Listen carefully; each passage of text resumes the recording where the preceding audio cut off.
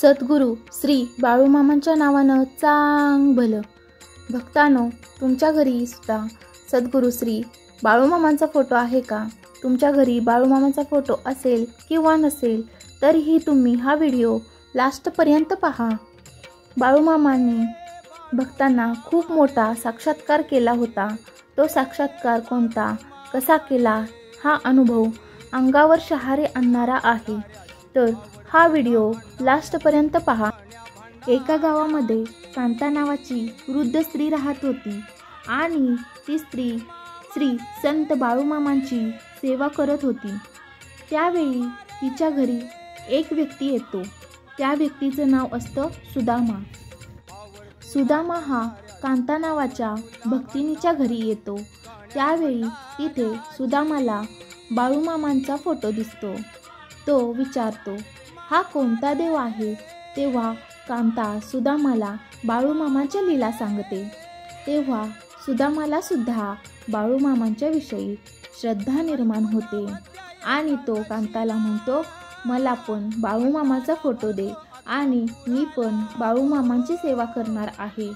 तेव्हा कांता सुदामाला त्याच्या घरी एक फोटो देते आणि तो फोटो घेऊन सुदामा त्याच्या घरी एका भिंतीला लावतो व नियमित त्याची श्रद्धा करत असतो. तर नियमितप्रमाणे सुदामा आपल्या कामासाठी बाहेर जातो.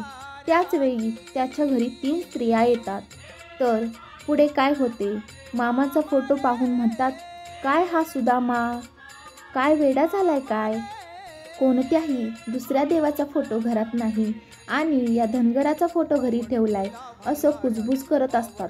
तेव्हा बाळूमामाचा फोटो अचानक भिंतीवरून खाली पडतो आणि तो फोटो तुटतो. त्याच्या काचा फुटतात व त्याच दिवशी संध्याकाळी कांताच्या स्वप्नात जातात व दृष्टांतात बाळूमामा सांगतात, तू मला अशा सुदामाच्या घरी का पाठवलंस?